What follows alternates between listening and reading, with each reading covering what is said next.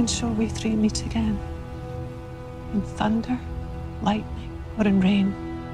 When the hurly-burly's done, when the battle's lost and won. Where the place? Upon the battlefield, there to meet with Macbeth. Fair is foul, and foul is fair, over through the fog and filthy air.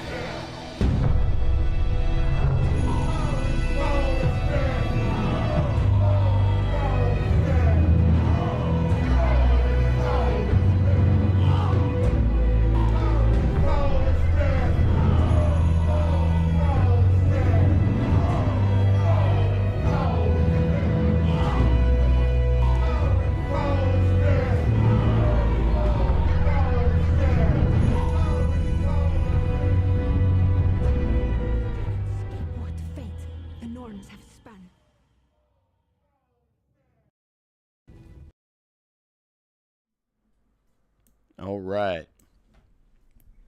Should be live and ready to go. Hello, everyone. Welcome to another Weird Woden's Dog live stream. Here to talk about and explore and wander through the weird, the wonderful, and often the wicked. Especially the wicked today. Because we're doing a really crazy follow-up live stream. Dude, this is like the most Apokalupsis Historia weird convergence of stuff ever. We're about to bring tons of different weird angles, and I'm about to bring you specific things that I've talked about with like Jean Laffite and a random topic that I've just been obsessed about because I live near Galveston. And so something I talked about, Epstein and Jean Laffite, of all things. They're going to come back full circle in this Epstein file. We're going to talk about Shakespeare authorship question. Did you know that there's Shakespeare authorship question stuff in the Epstein files? I bet you didn't know that. And three, I'll bring it all the way home to something on my hat here, the things that I sort of speculate and trip out on in my head. Contact Shakespeare. Claire, hello. Good to see you here. Man, Chance and I were talking about your videos and hoping to see you back on the scene soon. Good to see you here. Glad that I could make it happen for people across the pond over there. But before we continue, thank you everyone for supporting the channel, for liking, sharing, and subscribing. Make sure you check out all the links down below in the description for essays that I've written on Substack that sometimes become videos later on, and sometimes vice versa. Chance also, my co-host, has plenty of essays on there, or plenty of ready-to-go essays, I should say. But also, if you want to hang out with us and support the channel, support our work here, you could also do a one-time Patreon or YouTube channel membership monthly payment, and you'll get a lifetime Discord access. And therefore, you can hang out with us in real time and help us do all this sort of research and support the channel and support the work around here. I couldn't do it without all the Substack subscribers, Patreon supporters, and YouTube channel members. Y'all are the bee's knees. I really appreciate everything that you do for us around here. And so, without further ado, like I said, we have the most Latisse odd connection ever that I think I could make with this weird stream. And, I was going to do a whole thing on Tolkien, J.R.R. Tolkien and Shakespeare, and I still plan on doing that. Not that it's not relevant to everything going on in today, but this is just so juicy that I couldn't help myself. And so, yeah, at last minute, I switched the whole YouTube thumbnail, and I changed all the details and everything because, I was talking about this last night and looking through it. So, we're going to go here. Hey, glad to see you, that Contact Shakespeare. Go check out her channel, doing the deep dive and doing a real exegesis line per line on a bunch of Elizabethan Renaissance literature that we like exploring around here. So definitely go check her channel out. We definitely have mentioned her a bunch. Now, like I said, weird, and hopefully if you're a longtime viewer of this channel, the word weird, if I say this word, like, it should just like flare in your mind, because that's like one of the videos that I put out last year that I'm very proud of, about exploring that word in particular, how it's also, very heavily associated with Shakespeare and the Macbeth play and the weird sisters and our conception of witches, but I also connect it to this old English idea of weird and destiny and fate, and then connected it further to older Proto-Germanic or Old Norse cognates with this word for the past and another name for one of the Norns, essentially. One of these other sort of fate sisters. And so, yeah, whenever I use that word, I hope deep down that you have a sort of visceral response to hearing that, right? That I've hopefully like broken this word in your mind is what I want to do. And so, yeah, hopefully the rest of this material tonight is in that same vein because it's like breaking my head. So hopefully I can make it contagious here. And so, because we're going to be talking about some weird stuff, as in odd and strange, but also, you know, a little bit of serendipitous, synchronicitous in a sense, you know? Okay, so what am I talking about here? Now, if you go check out, I can pull up here. If you go check out my channel, a month ago, I did a stream on Jean Laffite and Jeffery Epstein, okay? And, you know, most of this channel is a lot of Shakespeare authorship questioning stuff, diving into literature and mythology. When I first started this channel, it was really lots of conspiracy stuff, right? I talked about MK Ultra, I talked about Operation Paperclip and Werner von Braun, and that's why I made an Elon Musk video because he's related to the Werner von Braun, Nazi rockets, V2 scientists, and all this stuff. So that's where my mind's on when I do a lot of this research.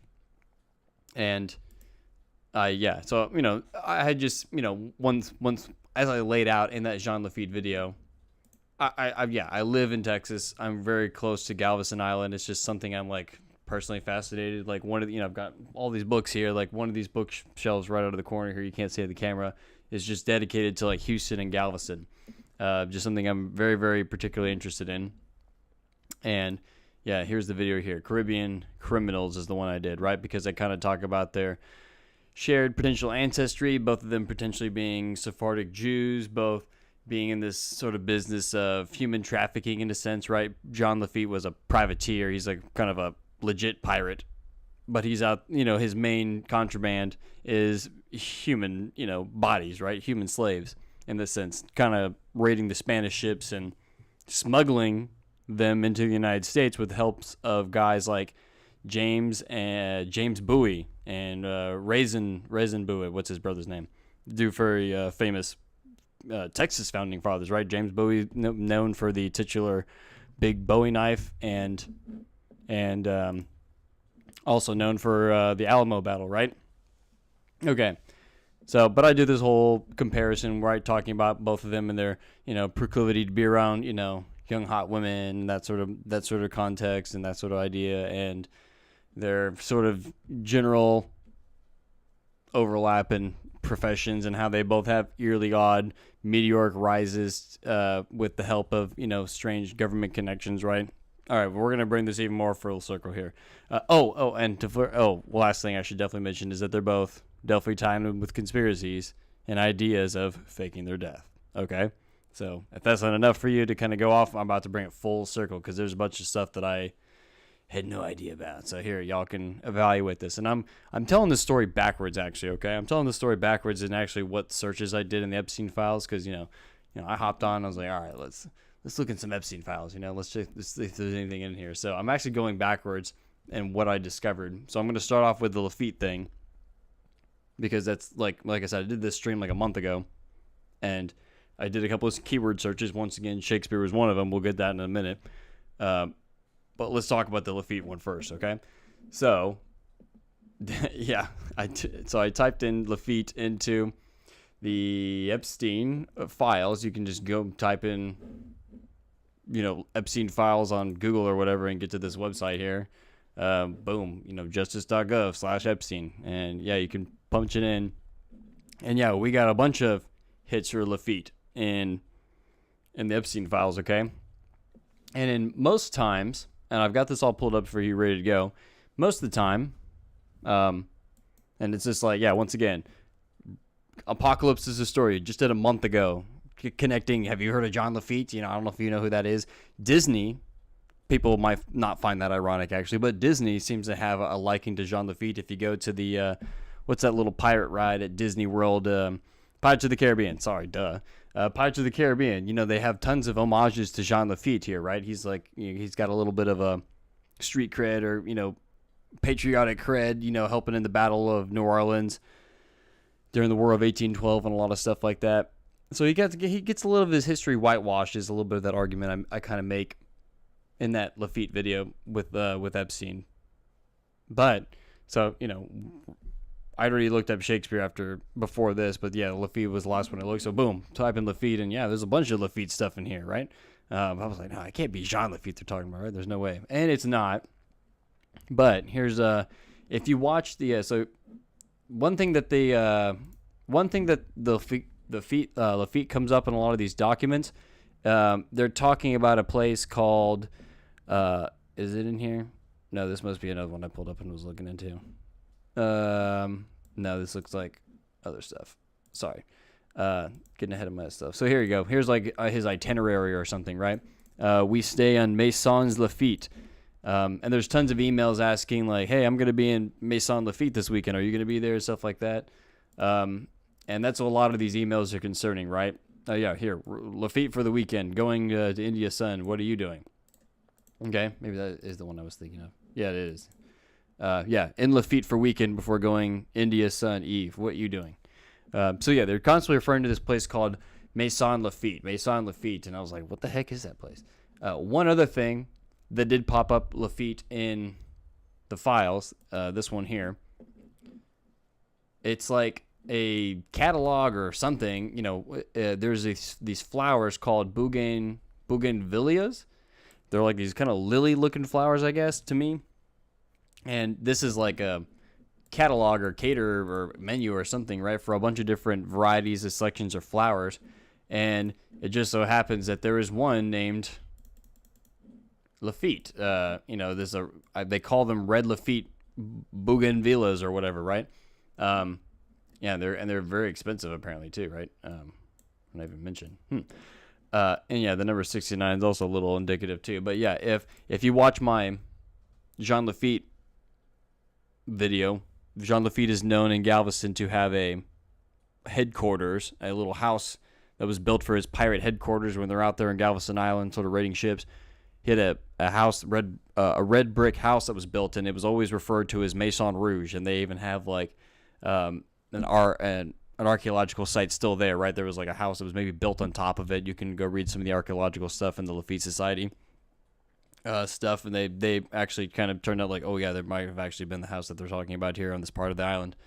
So yeah, and I talk about in that stream too that this guy in the U.S. government, this surveyor dude that Laffite worked with, is after Laffite supposedly is dead.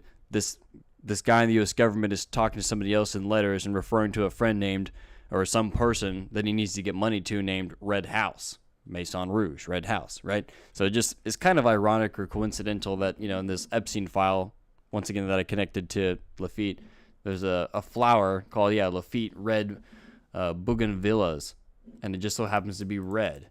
And well, let's look this up real quick, because I was looking this up earlier. It's like, why are these I cannot pronounce this, bougainvilleas called Laffite? If I just type this into Google, for instance, and maybe my Google is already corrupted or something. If we type in bougainvillea Laffite, they're always these red flowers that comes up, and I saw, only from the crap Google AI, I couldn't really honestly find even when it was saying that, but it's like, these names for these flowers only show up in the South, and Laffite's kind of only associated with the South, and so Maison Rouge, maybe that's why they call them red. I have no idea why these are being cataloged as this. Bougainvillea Laffite right here. Laffite blooms right here. That's a little off my stream. Oops. All right, let me go to this one. Yeah, see? Laffite blooms red. Why? I don't know how this name got attached to these flowers. I mean, I could speculate on that. Yeah, Laffite, the name is associated with Maison Rouge, Red House, right? But yeah, I don't know how these. Is that how it got connected with the flowers? If there's a flower expert, let me know, because that'd be really interesting to me. But once again, it just shows up in the Epstein file as a list of all these different flowers, okay? And once again, I find it coincidental just because of the history that I just happen to know about this, okay? Now, when I started looking into Maison Laffite, all right, I'm going to do this reversed, right? So yeah, Maisons Laffite, if we're just going to general Wikipedia here, is a commune in the the Yvelines department in the northern part of France. Okay, so it's like a commune in France, but it's also known for the Chateau de Maisons Laffite, which is like this fancy house here, right? And that it's, yeah, so this area is kind of named after the house, kind of its little area or, jurisdiction or whatever. Okay, so I was like, all right, well, who? Oh my God, Charles Perrault's in here? Oh my God. The attribution to Francois Mansart was common knowledge among contemporaries. Charles Perrault reported its reputation. The Chateau de Maisons, of which he made his buildings, is of such singular beauty there is not a curious foreigner who does not go there to see it. It is one of the greatest fine things we have in France. Yeah, I only WTF here because, yeah, maiden name on my mother's side is a Perrault. So, anyway, moving on. Hopefully that doesn't incriminate me here. But here we go. Maison Lafitte. Who is this place named after? This dude actually names Jacques Lafitte. Okay? He is a French banker, and he is this, 10th son of some guy. He's from the French Basque Country, and he ends up working under a prominent French Swiss banker, and just has a meteoric rise through French banking, and there's Napoleon Bonaparte stuff in here, and oh man, it just gets real wacky. I don't even want to go into the details of this guy yet, but yeah. So Maison Lafitte, this area of France named after this fancy mansion, gets this name from this guy. Okay, now it says that it only gets this name in the 18th century, right? It was known as other things, I guess, but yeah, it gets named after Jacques Lafitte. And this Wikipedia entry says here 1818. I guess I didn't double check this, but in 1818, this is the same year that my Jean Lafitte, the one I talked about in relation to Galveston and Epstein a month ago, that's the same year that he starts his Galveston operation. Okay, so not to say that those are exactly connected, or what does that have to Galveston and, well, human slave smuggling, laundering. There's a bunch of money actually wrapped up in that operation, but regardless, not to directly connect them here, but other than obviously the names. But the years are kind of corresponding here in a sense. But so yeah, this fancy mansion gets the name Lafitte from this guy named Jacques Lafitte, who somehow gets really into banking and then is able to have a crap ton of money so he can buy the mansion and name everything after himself, right? I was like, all right, well, dude, this is crazy. So, kind of scrolling down here, and this guy, this Jacques Lafitte guy, okay? And we scroll down, and it has some of his, where the heck is it? Oh, here is he. Okay, so family names. It's got some of his brothers and siblings, right? And he got a Pierre Lafitte. I was like, huh. Well, my Jean Lafitte, my pirate guy, he's got a brother named Pierre Lafitte, all right? Well, look, he's also got another Jean-Baptiste Lafitte brother. This Jacques Lafitte guy does. And then I'm like, oh, this is, once again, these could just be popular French names. I'm pretty sure that's all it is. But it's just, once again, ironic and coincidental. It's like, oh, I've got a pirate privateer. He's a Jean Lafitte. He's got a brother named Pierre.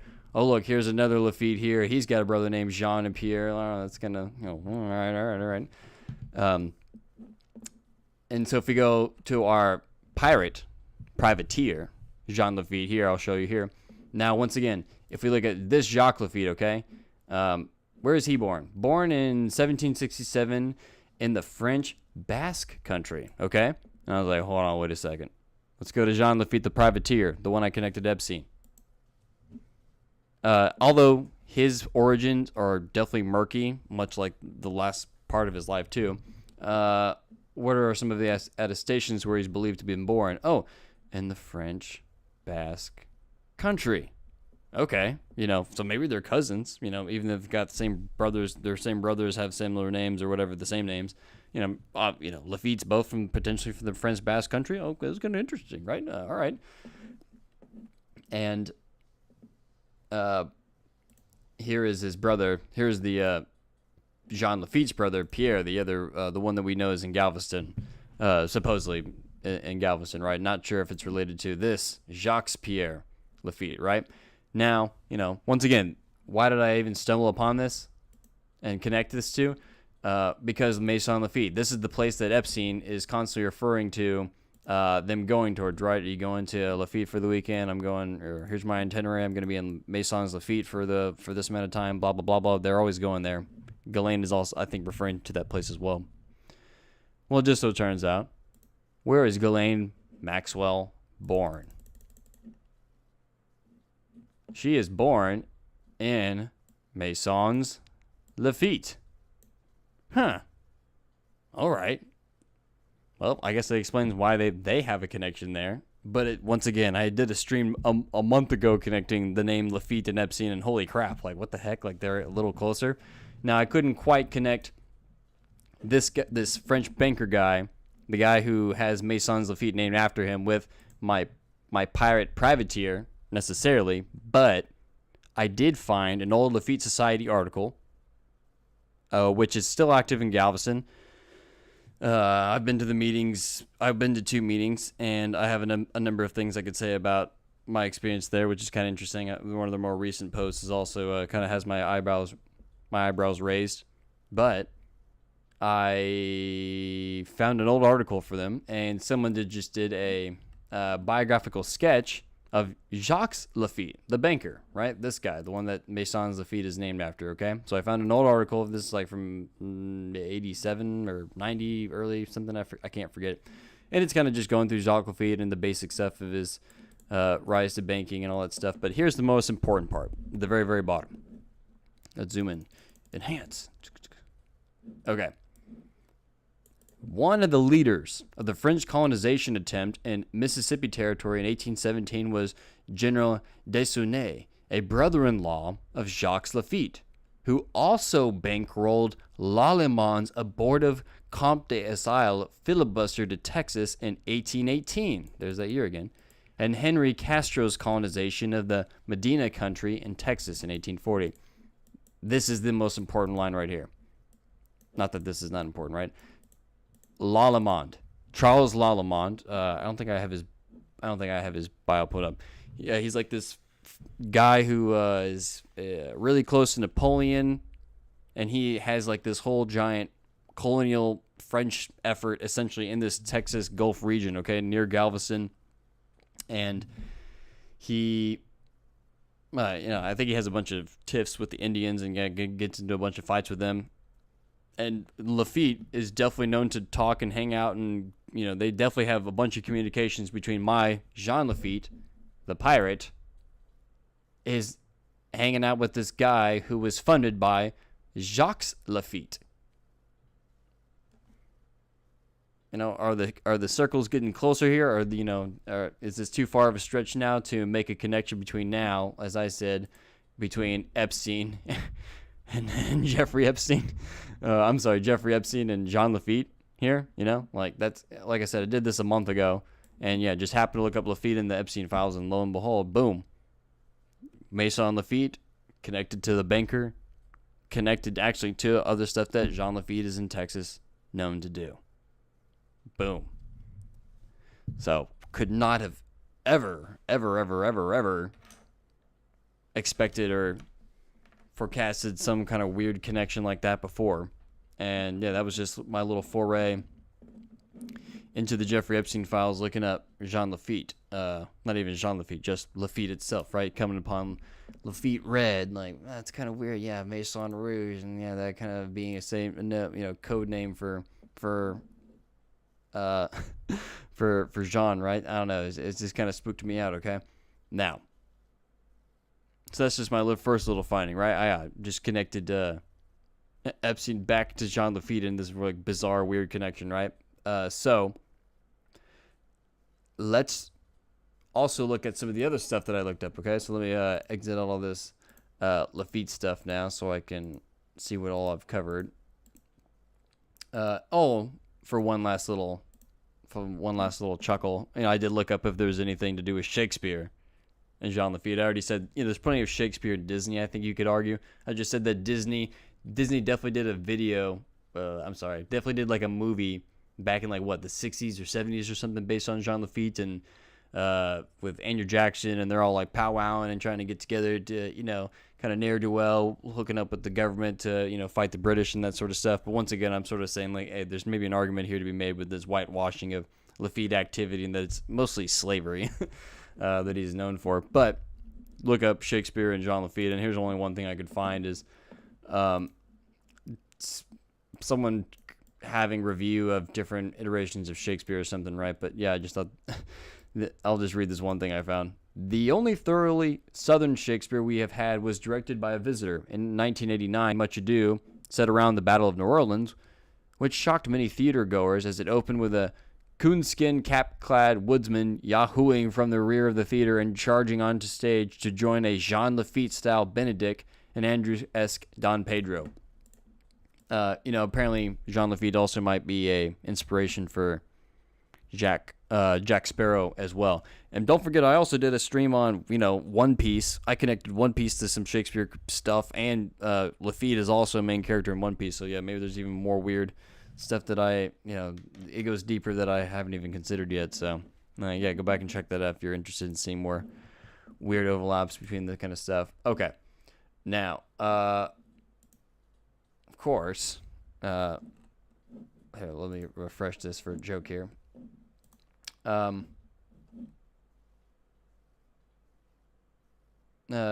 me see, because I'm doing this live. Let me see, because I have some. All right, so I don't know if you've done this yet. So we're on the Epstein file thing. I'll do it live here. Okay, moment of truth. All right, I don't know if you've done this yet, but you type in your own name. You ready? All right, we're gonna try my name. Oh, thank God. All right, no results found. I'm good, y'all. Nothing here to see. But I definitely did type in my own last name, which I need to do those results later, because yeah, that's some of the other weirder stuff. But of course, what else did I type in relevant to the channel? Shakespeare. And there is going to be 244 results of Shakespeare. Now, a lot of them they're talking about, there's like, sometimes Epstein's getting emails for, advertisements, right? Like, although there are some red flags, right? There's some like Polanski Shakespeare Theater, which go watch the Folgers and the Family Stream where we talk about that stuff. But yeah, a lot of stuff that's just, not that interesting, right? Where it's just, you can clearly tell this is like, what is this? Let's just open it up for a second. I am over 18. Yeah, see, this is just like some newsletter sent out. Oh, dear Mr. Epstein. Oh, I am writing. Oh, so I haven't even looked at all this though. But yeah, here's someone advocating on behalf of. I'm writing at the suggestion of Julie Taymor. Oh man, well Julie Taymor, we've talked a lot about her and her Tempest and stuff, and Chance hyped up her Titus Andronicus in our top starter Shakespeare plays. We just did a video we just did not too long ago. So I haven't even read through this, but yeah, dude, there's probably so many weird rabbit holes to dig through all this stuff, and wondering, yeah, the interconnected and all this stuff. But like I said, that was a poor example. But most of this stuff and the Shakespeare Epstein stuff is not going to be as, from what I saw, not as, it's a lot of just, yeah. See, this is just someone scanning some books here, right? So this is not going to be. Yeah, what is this? This is just literally a front cover. I guess this is a book he had in his. Item was not scanned. Maybe it was annotated. We didn't get the annotations. I don't know. But like I said, it's not and sometimes a lot of these are going to be like repeat. So like some of the same thing will show up multiple times. So digging through this stuff is like really annoying. I don't know if there's better ways that people know about digging through this. Okay, but one thing in regards to Shakespeare and in regards to Epstein, maybe personally, okay, that before I get into the authorship stuff, because this stuff is still relevant, okay, but I still have some Epstein and Ghislaine Maxwell emails, and they're kind of using Shakespeare as like allusions or metaphors, or using as like references a couple of different times, okay, and I thought that was kind of interesting, right? So let's see, one of the ones I've gotten pulled up here for y'all. Well, I don't know if this is a relevant name, but some guy named Lester Thomas Shane. Oh, from a guy named Leslie Groff. Yeah, just kind of signs off with a Shakespeare line. That one's not as cool. Sorry, I showed you that one. But let's go back here. Now this one, who is this to? So this is from Jeffrey Epstein to someone named Pritzker Tom. Let's see what he says. Great fun and big help. It turns out that some guy was fishing on the bridge and jumped into it to untangle his net, hence the helicopter. I loved they ignore the fact stories. Shakespeare dealt with the human condition. I wonder if asset protection trust would have made a fifth act. Huh. So, first little Shakespeare reference here in a Jeffrey Epstein email in this sort of personal way, right? Here's one from Ghislaine. Here's one from Ghislaine to someone that we don't really know. It's blacked out, so I don't know who she's saying this to, but she's calling this person Boo Boo.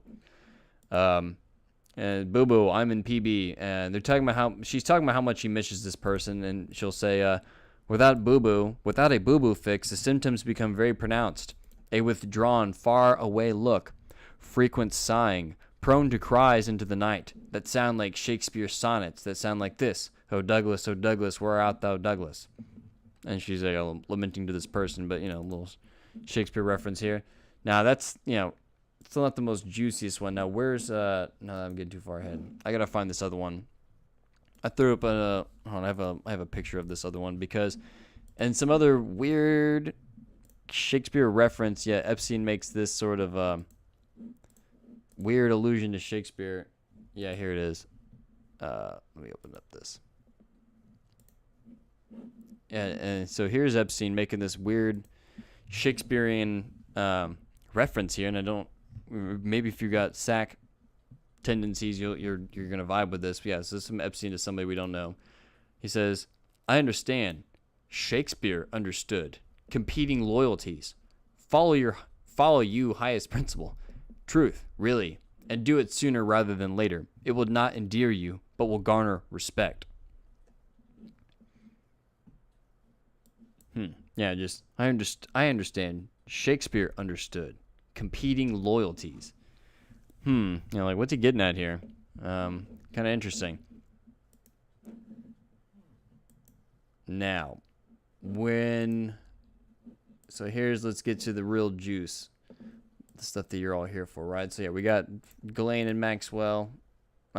Ghislaine and Jeffrey both kind of using some Shakespeare allusions here and there. Now, I thought there was one other thing I needed to show you. Oh, all right. So if you're into the Shakespeare scene, you're going to also know this name here. I'll just pull up a thing so we can be all official. Because maybe he's also been in the news because if you've seen that new Hamnet movie, which probably none of my audience has seen it unless they're probably going to roast it or, probably view it for our authorship perspective, which is probably not even going to offer anything. I think Greenblatt probably has something to do with this. Maybe not. Oh, no, I wouldn't be surprised if he does, actually. Okay, but anyway, what am I talking about? I'm talking about Stephen Greenblatt. He is a basic Oxfordian, I'm not Oxfordian, I'm very sorry, Orthodox Stratford scholar. I have some comments on this video here where I had dissent from their consensus maybe, but yeah, so he's just a well-known Orthodox basic-y Shakespeare kind of scholar and writes stuff that Chance and I sort of puke at. And especially this video we're talking about what it must have been like to be Shakespeare and get his coat of arms or whatever he got. And yeah, it's just like him making up a bunch of stuff, honestly. But it just so turns out, maybe this will be the first time, because if you type it in, you won't see it. But this will be the first time that maybe we'll see it here. We will find that Stephen Greenblatt, and I'll do it live, folks. Stephen Greenblatt is in the Epstein files. Check it out, y'all. Stephen Greenblatt. You wouldn't think that basic Orthodox Stephen Greenblatt would be in some Epstein files right now. I don't think he's going to Lolita Island or anything, but Lolita is a key term we're going to focus in on here in a second. Because there are some personal emails, yes, from Greenblatt and talking about Jeffrey Epstein. Holy crap, did you know that this Jeffrey Epstein is this close to some of this Shakespeare stuff? Okay, now I think what is actually going on is that Greenblatt was hosting, and it's all here in this email. Greenblatt was hosting some literary conference and whatever. Who Jeffrey Epstein is actually interested in at this conference here, and I'll zoom it in because it's actually in here, is this guy named Brian Boyd. That's who Epstein's actually interested in. He's like, oh, what's he doing? Can I get into there? Blah, blah, blah, blah. Can I, when's he going to be talking? Blah, blah, blah, blah. But it's still pretty hilarious to me, and I haven't really combed through this really well, so maybe there is something that I don't know yet. But yeah, it just seems to be Greenblatt, Greenblatt and Epstein's team kind of getting them in touch with this Brian Boyd guy. Once again, I haven't combed through this as well. Yeah, see, for more information about the Radcliffe seminar, which Boyd's talking about, you should contact the organizer, Stephen Greenblatt. This is so funny. Okay. So, Brian Boyd. Well, yeah, why is Epstein interested in this Brian Boyd guy? Okay, well, this has already kind of come out. He's already kind of come out, clear the name. Brian Boyd is this guy right here. He is, let's see if they got it in here. Come on. Okay. Dude, is it not going to say it? Okay, anyway, this Brian Boyd guy, you can find this otherwhere. You can find it on his basic wiki. They say that he is the foremost expert on Vladimir Nabokov. Okay? Why is Epstein interested in that? Because Nabokov wrote Lolita, hence Lolita Express, right? Now, so this whole article, because Brian Boyd's name is in the Epstein files. We're going to talk about that in just a second.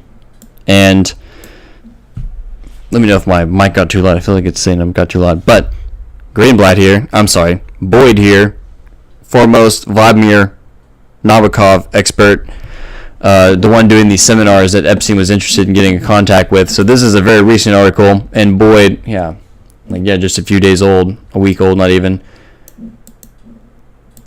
Boyd's saying I didn't know who he was, and he was offering to fund my book essentially, right? Which would be really cool. So that's what he was kind of interested in, and I guess the book didn't happen. I forget. Yeah, Boyd has his whole excuse about exactly what happened. That he was asking for this much money, but it fell through. I don't exactly remember why.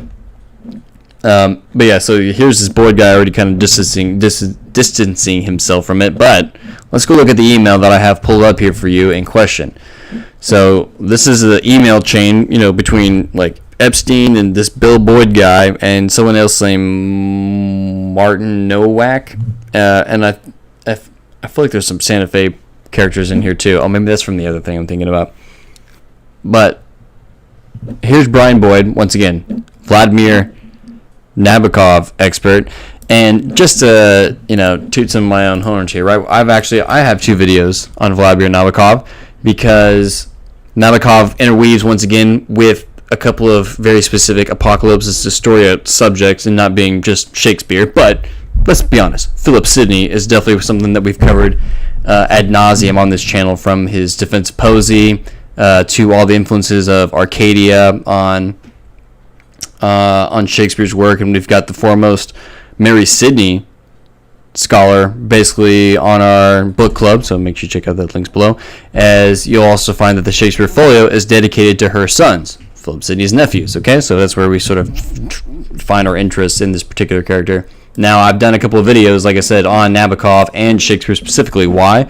Because one of Nabokov's most famous novels is called Pale Fire, which is going to be both a Timon of Athens and kind of a Hamlet line. But yeah, Timon of Athens for sure.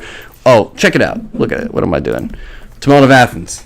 I'm wearing my Timon of Athens tank top right here, courtesy of Chance's Christmas present. And this is one of the plays that I recommended for top 5 starter plays. I love that play so much. But Pale Fire gets its name from Timon of Athens, and so it even figures into the plot of Pale Fire itself. And then I've even got a video on Nabokov and Philip Sidney and their connections and their homages between those two authors, right? So yeah, Nabokov is also of interest to me. But Nabokov is also interested now in this conspiracy world because Nabokov famously wrote Lolita, about the age girl hooking up with the creepy Humphrey Hubert. What's his name? I forget in the book. I haven't read it, but that very famous novel, which is also once again covered in a movie by Stanley Kubrick, another sort of conspiracy related persons. Okay, now Jeffrey Epstein obviously is interested in this Brian Boyd guy because he's the Nabokov expert, he's the Lolita expert, right? Now, here's an email chain, as I said, between Boyd and this Martin guy and some other elements. Okay, let's read this first part where I guess it's saying that Epstein wrote this, but I don't know. There should be some red flags. If you're a big fan of Apokalupsis Historia, if you've been watching this from day one, some of the concepts we talk about, the ramifications of Shakespeare. Shakespeare, to me, is not just some little artsy-fartsy person who just really liked art and they got the, I think that's part of it, sure. I think that there's no way you didn't probably like art and really want to obviously be inundated with, artistic endeavors. But, yeah, this Delia Bacon idea of elevating consciousness or rearranging or configuring consciousness through words, through language, through the thought processes, through your thought, through your syntax structure, right? So let's get into this email here, which I guess this part is written by Epstein. Let's see what he says. Respond that a founder of the PED program, that doesn't sound good, Jeffrey Epstein, who has had a colorful life and misleading press, has funded the Santa Fe Institute on evolution of words, evolution of language, evolution of the brain. Also researches literature, syntax, semantics, to see if they can provide insight into neuroscience, as the language is the natural product, or image-based languages, or rhythm, musical languages, a result or in a feedback loop with the various parts of the brain. I think if you agree, and I would strongly encourage it, I will send Jeffrey your contact details. I think you would greatly benefit from each other's work. I talked with Boyd, and he sent this. Said this Martin guy. Okay, so let's get into what Boyd's saying, this Nabokov expert, okay? Here we go, guys. Hi, Martin. Good to chat. Let me get a drink here. All right. Hi, Martin. Good to chat. May I ask you some questions about how you envisage applying mathematics to literature, just so we can both think about this more before we meet? Let me first ask what kind of things in literature you're interested in mathematizing. The reception of literary works, authors, genres, forms across wide audiences. The diffusion of forms, devices, etc. in time and place. Responses to works by individuals. The intensity and form of responses, relation over time between emotion and attention. Between the cost of comprehension and the felt benefits. Between these factors on a first reading and a rereading, or an nth reading. Dude, this is just like some straight defensive posy stuff in here. The effects of literary engagement on individuals, on their minds or behaviors. Syntax, some other stuff. Now let me just scroll down here just a hair.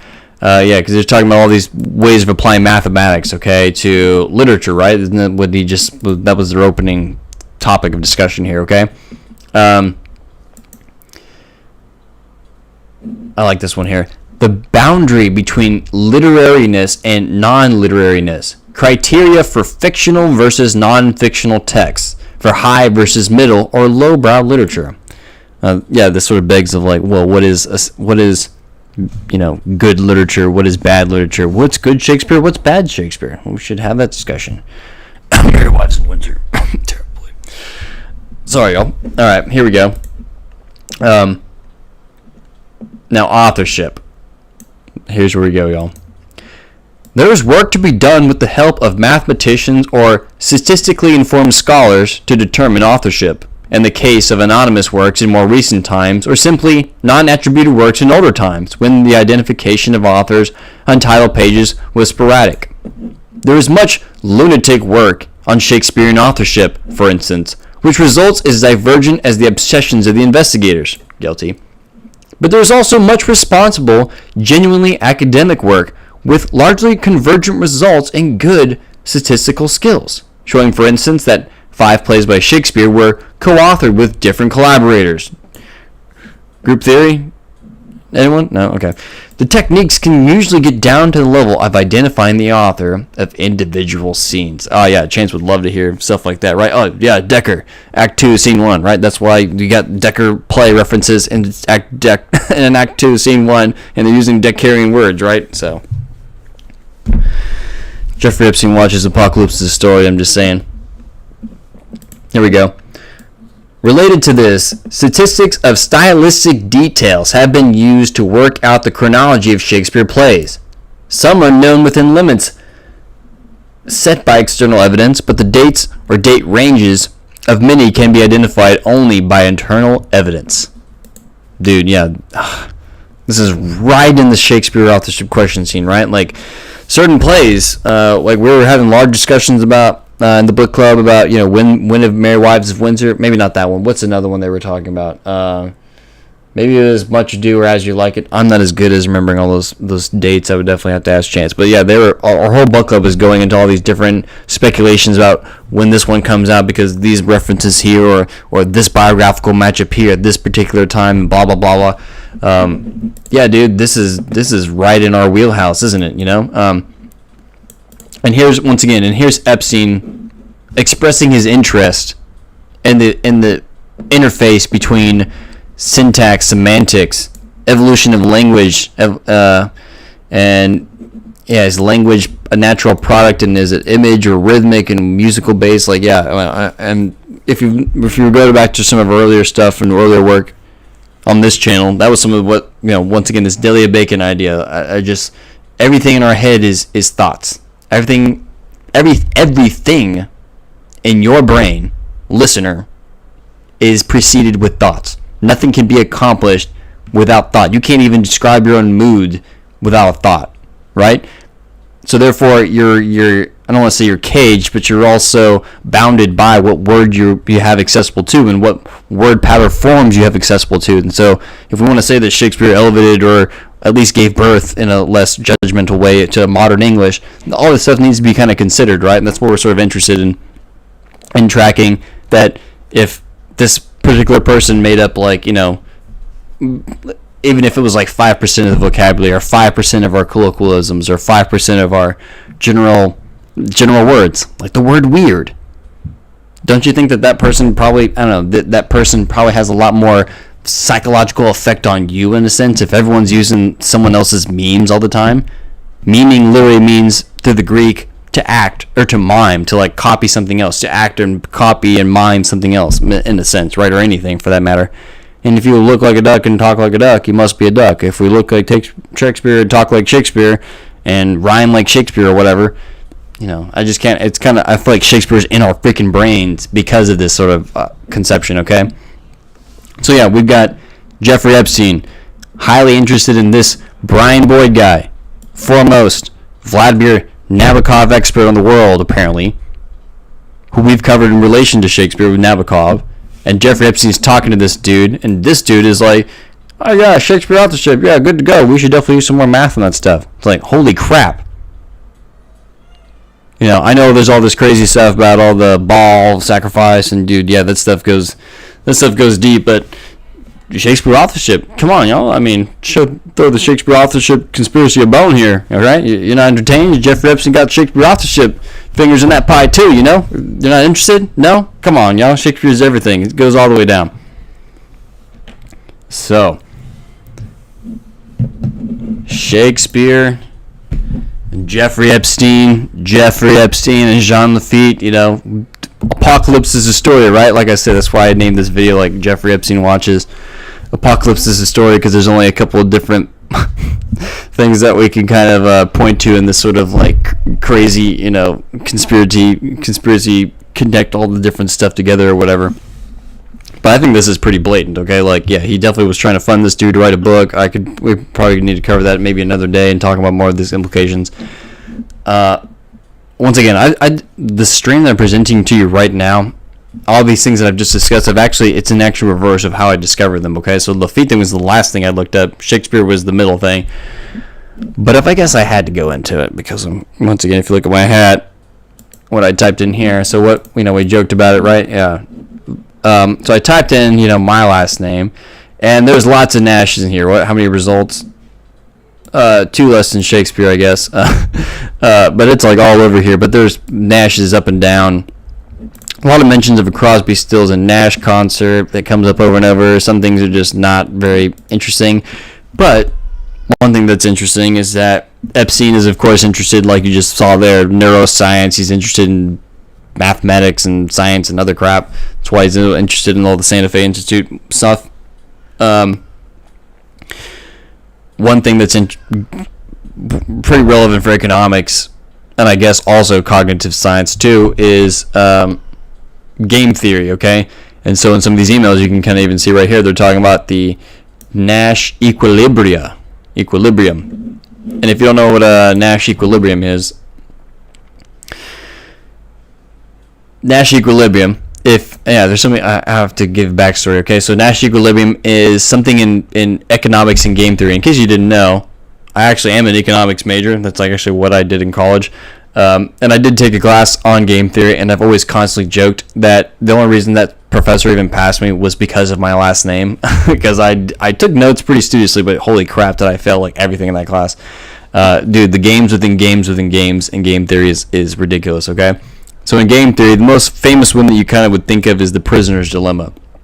And if a game is like, this idea of two participants in an activity together, and how do you predict and understand their choices and make predictions within predictions based on certain information given out to either side, okay? And a Nash equilibrium is something that was coined by a gentleman named John Nash, who is a famous mathematician who was covered in a famous movie. Here he's got here. He's a Forbes? Oh my god. If that's even what it is. Anyway, there's a famous movie with Russell Crowe called The Beautiful Mind that's kind of about him. But yeah, he's a famous mathematician dude. But yeah, he's known with this one of these. Well, yeah, he's got tons of stuff to his name. Okay. But yeah, the Nash equilibrium is contributions to game theory.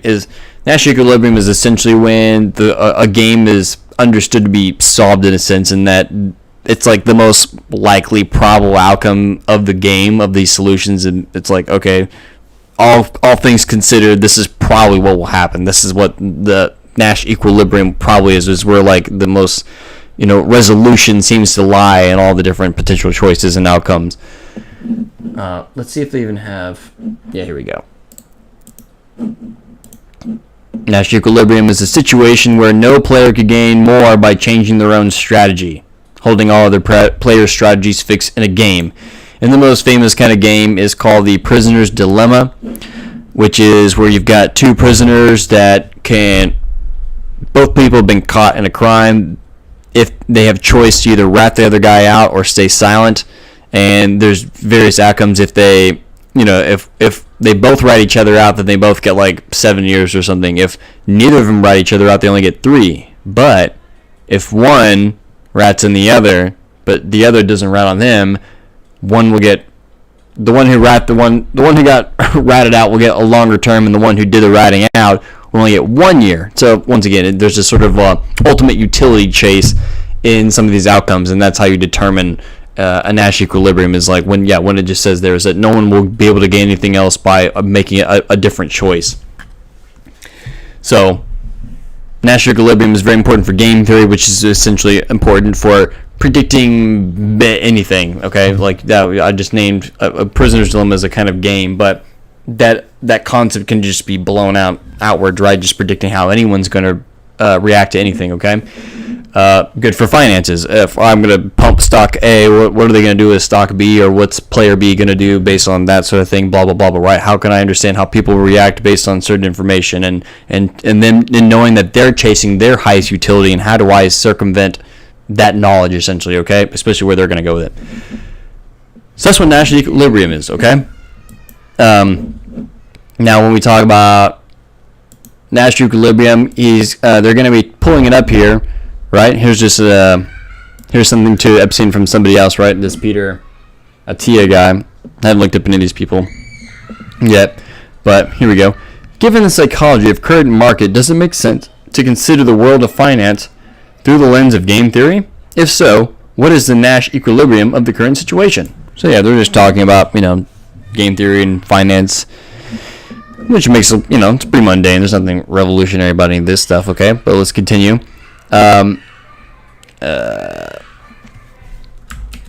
Now, one of these, so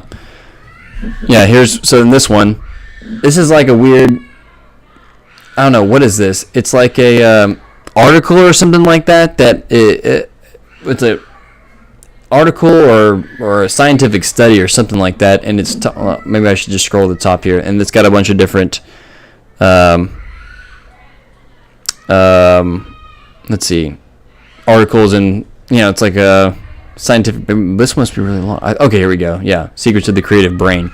We got Kurt Vonnegut mentioned in here. This is somehow in the Jeffrey Epstein files. I don't quite understand how he's in here. This could just be something in his file and something that he may have read or whatever. But, yeah, the bottom of this particular essay on Secrets of the Creative Brain, we were going to get a John Nash mention here that I just kind of find spooky in a sense. In A Beautiful Mind, her biography of the mathematician John Nash, Sylvia Nassar describes a visit Nash received from a fellow mathematician while institutionalized at McLean Hospital. Quote, this fellow mathematician says, "How could you, a mathematician, a man devoted to reason and logical truths," the colleague asked, "believe that extraterrestrials are sending you messages? How could you believe that you are being recruited by aliens from outer space to save the world?" To which Nash replied, "Because the ideas I had about supernatural beings came to me the same way that my mathematical ideas did. So, I took them seriously. Some people see things others cannot, and they are right, and we call them creative geniuses. Some people see things others cannot, and they are wrong, and we call them mentally ill. And some people, like John Nash, are both." So I don't know, I get a little spooked out about the ideas of, receiving messages from outside of normal means, and for instance, to bring it back to some modern events, right? Same guy who died a month after Jeffrey Epstein back in 2019, Kerry Mullins, Nobel Prize winner, designer of the PCR test, which was like the thing that everyone used to test for the coup, right? He died He died in August of 2019, shortly after Jeffrey Epstein died. Around this, it's like the same time, right? Didn't Epstein die in August? Yeah, Mullins dies in August too. I forget how close they are, but it's the same summer, like within very close times. And Kerry Mullins, it's kind of ironic because, the guy who definitely talks smack about people like Anthony Fauci, right, who ended up using the PCR test to everyone. Kerry Mullins was like, "Fauci sucks, they're using my test wrong, he sucks," and conveniently dies before all this stuff kind of happens. Maybe it would have been a voice for opposition there. But Kerry Mullins also has sort of bizarre experiences like that, where some of these ideas of creative genius and intuition or epiphany are also correlated with other more bizarre experiences, right? So Kerry Mullins, like I said, had the conception for the PCR test, the polymerase chain reaction test, and how they use it to do all this stuff. But he also had these stories of like a little electric raccoon like walking through his backyard and talking to him or something like that, right? So yeah, this person here has sort of been like, oh, some creative geniuses are right and they're geniuses, and some some people that make connections are right and they're geniuses, and some people make connections are wrong and they're idiots or mentally ill, right? And sometimes they're both, like John Nash, right? Like, this guy who came up with Nash equilibrium that Jeffrey Epstein and all these other game theorists are interested, right? And, just the idea of otherworldly intelligences and inspiration, perhaps, okay? But, so now that I've updated you on what game theory is, you have maybe a general gist about how that could be applied to the world of finance, okay? And why people like Jeffrey Epstein are interested in it, and gave a little spooky about John Nash as well. Once again, got my Nash hat on. And here are just some more other weird things that Epstein had in his, in his files, right? Zero determinate alliances and multiplayer social dilemmas. Just once again, just lots of game theory, lots of algorithms, lots of being able to coordinate and predict anything, right? And that's making predictions is very potent skill. Same thing here. Oh, what's at the top here? What's this one named? Engineering General Intelligence. Oh man, this is like a whole. It's like a whole book to get through. Who even knows what's in this thing? I just was pulling up lots of stuff that I thought was interesting. But good God, what are they even trying to get done with this stuff? All right.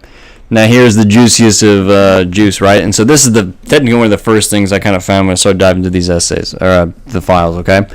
Once again, they're talking about Nash equilibrium in this sort of predicting financial world sense, but I think you can see the argument what I'm going to make about expanding it outside just making money. Skip this part. Here we go. Dear Jeffrey, from Seth Lloyd. My apologies for not responding. Oh, maybe I should. Okay, let's go to. My bad, folks. Let's go to Epstein's emails first to this person. So Epstein sends this to somebody, and then this guy's going to respond. So here's Epstein. If you have a moment, I have a quick question. Assume physical things have a component that travels faster than light. Thoughts? Or call it X. It would explain the inability of detection by conventional means. Martin and I are working on a game theory of self-awareness. I don't know if that's that Martin Nowak guy from here. Maybe? I don't know. So Martin and I are working on a game theory of self-awareness, the evolutionary benefit of what some call consciousness. The conjecture is that no more than a dynamic error correction system, slow, easily overwhelmed, and able to do simple tasks. If the mathematics of biology and physics were symmetrical, physics would live in the slower than light, and biology in the faster. Deception and intent in biology, none of it in physics. Okay, so here's Seth's response. Of course, thoughts are constructed from neural signals that move much slower than light, but let's just take for suggestion they move faster than light seriously. A couple of things would happen. First of all, since going faster than light translates into the ability to send signals backwards in time, this has implications for game theory. If you know your opponent's move in advance, and they know yours, this restricts the set of strategies to non-cheating, non-deceptive strategies. I believe that in such games, one should be able to show that Nash equilibria are all optimal. Unlike in Prisoner's Dilemma, there is no incentive for cheating. This is a sort of the opposite of what you are suggesting. There is a sense in which thought processes are taking place in an extended setting simultaneously throughout the brain, so that faster than slower than light is not so meaningful. In this setting, as you and Martin suggest, there is probably some pretty strong evolutionary advantage for consciousness or a sense of self-reference. Indeed, just to ask the sort of question, if he does this, I'll do that, but if he does this other thing, I'll do something else, requires a sense of self-reference. One is modeling what oneself will do in the future. This does indeed allow for extended cycles of deception and intent, which I think we agree are very important, at least for human behavior. What about this?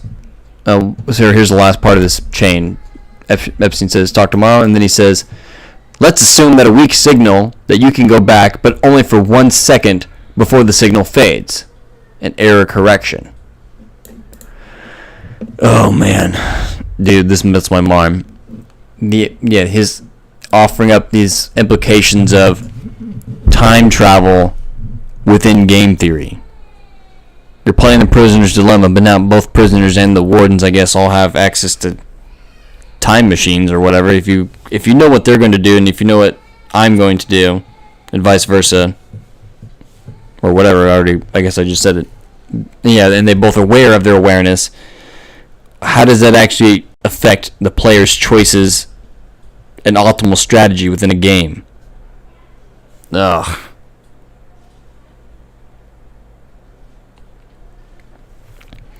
Makes me sick. Because if you think about it, okay, so when is this? 2016?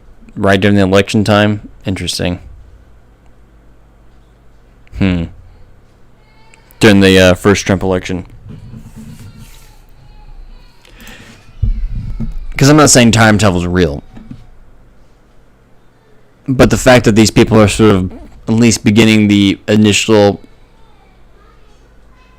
stages of conceptualizing these ideas and pondering through implications of that sorts of nature, once again, yeah, I don't think Jeffrey Epstein is like the creme de la creme of the crime world, nor is he like the bottom, right? Yeah, he's somewhere in the middle. I mean, you just have to assume that there's more than one Jeffrey Epstein out there, and that I think Hyperborean Knowledge made a good point on his channel about, that he's modeling probably himself after other people, right? There's like even super Jeffrey Epstein Bond villains that have all sorts of, we got Volcano Islands, right? You got a regular island. I got Volcano Island. I got Dinosaur Jurassic Park Island or some crap. I don't know.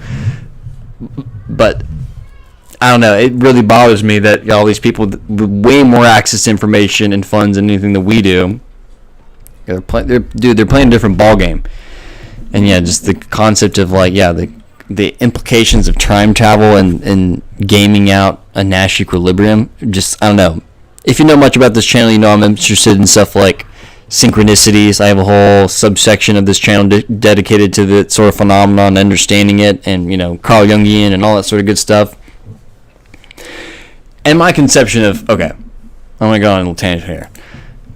If you know anything about synchronicity, it just means like a meaningful coincidence, okay? And you would think like that doesn't mean anything to you, but unless you really understand the phenomenon, like it won't really make sense. But my conception is of synchronicity by definition, syn, like SYM, as in like symmetrical, right? Sort of matching, corresponding, and then chron, like chronology, like chronos, time, okay? So synchron, same timeness, okay? It's like two simultaneous moments in time or sharing meaningful interaction and a causal reaction somehow. For instance, like, if I can just tell you this weird synchronicity story, like I walked into the grocery store and I was kind of thinking about some ancient Greek stuff and ancient Greek symbols, and then I was like, did my shopping, I was leaving, walking through the doors out, and I saw some gentleman in front, he had a bunch of tattoos on the back of his arm and all over or whatever, and I was close enough just to kind of like ponder, and I was like, oh, let's get in like real close. Let's see if I can see any like weird Greek letters on his arms. It just like there was tattoo letters on there. So I got in close, and I deliberately thought this in my mind, like, oh, let's see if there's like a weird synchronicity trigger, right? Because I've detailed some of these before. Well, I get in real close. We're leaving, kind of getting held up in the shopping cart area, but I get in close enough to see. I kid you not, fair viewer. The word on the back of his arm. Once again, I'm looking. I don't know this person. Just some random dude.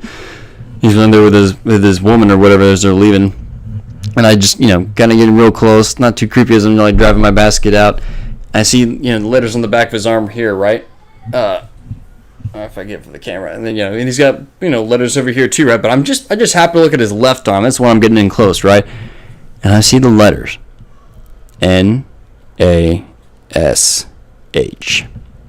The back of his arm literally said Nash.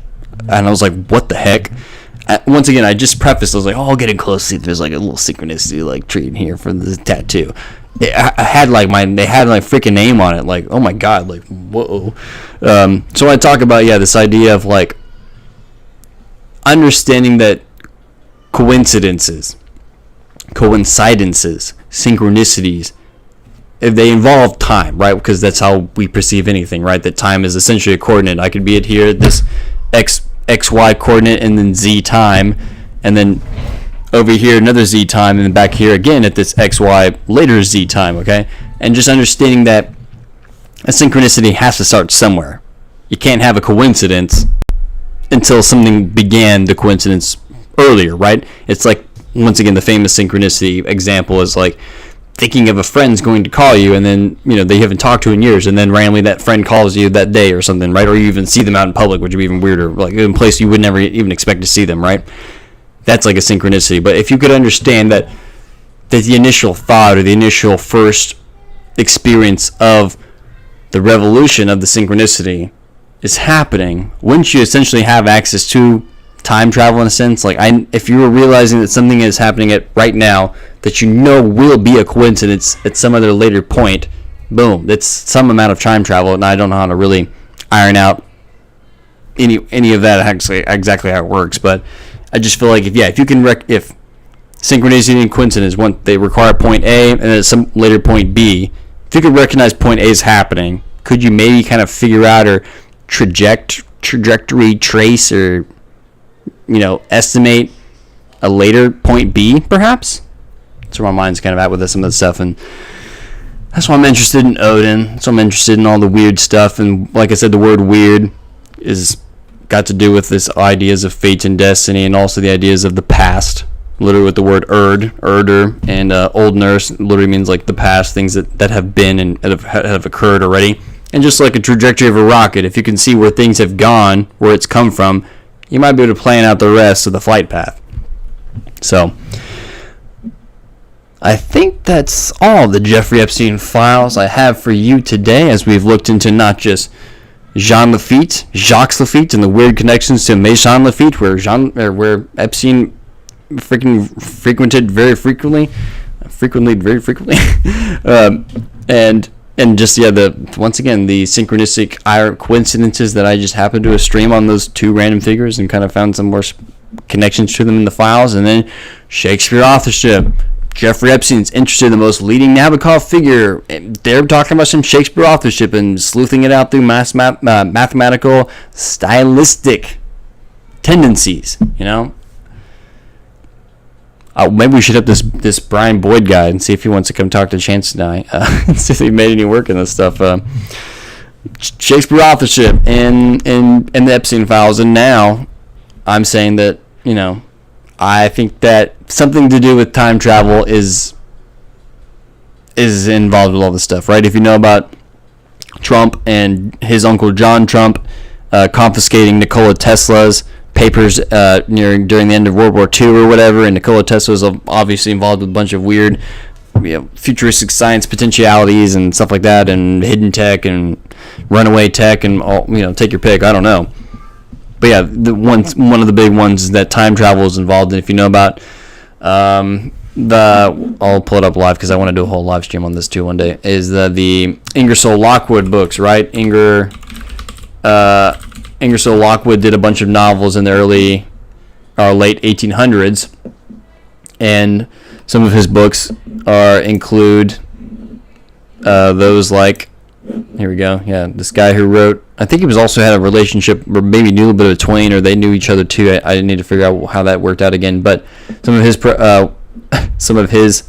books are called Little Baron Trump's Marvelous Underground Journey, and also 1900, or The Last President, all about the last president of the United States, in this sort of pre-dystopian thing about a president who what is he? He also has his headquarters on Saks Fifth Avenue or something like that. On Fifth Avenue, right where Trump Tower is, and that sort of thing. And that these suspension of elections and a bunch of just eerie stuff that's very reminiscent of what's going on today, right? And so this dude, like I said, in the late 1800s, writing these books about a character, this little character named Baron Trump's Marvelous Underground Journey, and he's got like a dog named Pence. I mean, that's like the butler's name, right? Very much related to Mike Pence, his first vice president, right?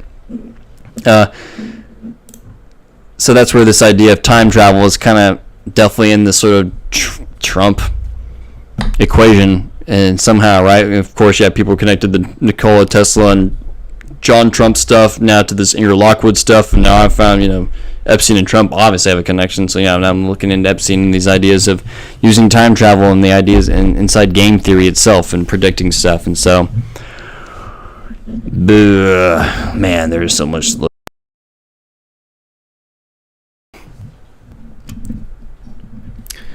But I think that's all the Jeffrey Epstein files we can handle for today. I hope that you enjoyed the interesting connections that we've weaved between everything on this weird Wednesday. I don't know if anyone's still on the stream. Y'all let me know what y'all thought about all that stuff, and if there's any other weird Epstein stuff that you've maybe found or have heard about or you think is relevant to the work we do around here, because I don't know, just time travel, weird wackiness, the ideas of consciousness and relating to language and syntax and all that sort of stuff, and the Shakespeare authorship being connected to that question itself as well. Something that we've been talking about since day one of doing a lot of this work. Yeah. It spooks me out. It spooks me out. But I hope that you thought all the connections were elucidating, were kind of mind-blowing in a entertaining way, and that, yeah, we with all the stuff going on, it's just weird. And like I said, I hope that word is broken for you whenever I say that word weird, and when I drop my video on the word God, when you say weird, my God, then I'll totally broken all of your exclamations. You won't be able to say anything anymore. So, but otherwise, if you enjoy the video, make sure you like, share, and subscribe. Share it around to everybody that you think would find it interesting, or lay out some of the talking points. Go follow me on TikTok, because I'm going to try to do a live stream on there later, in case that's a little more your speed. I'm going to try to branch out a little more. Otherwise, follow all the links down below in the description.